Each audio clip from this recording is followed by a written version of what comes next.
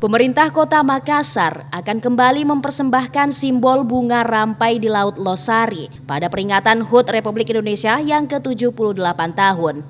Persembahan bunga rampai menunjukkan wujud kecintaan terhadap negeri bahwa di umur ke-78 bangsa Indonesia sudah berbunga.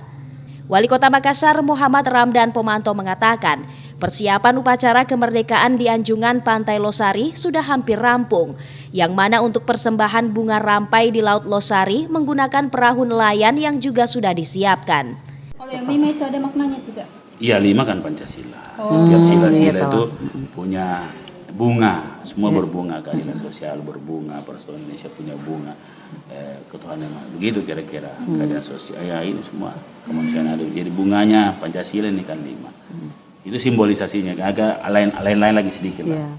Wali Kota Makassar menambahkan, makna dari 5 simbol bunga rampai yang akan menghiasi Laut Losari adalah 5 bunga yang mewakili 5 sila Pancasila Negeri, yang mana setiap sila memiliki bunga.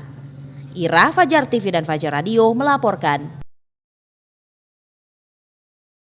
Terima kasih telah menonton. Jangan lupa subscribe, like, comment, and share. Saksikan terus informasi terbaru dengan menekan tombol lonceng hanya di channel Fajar TV.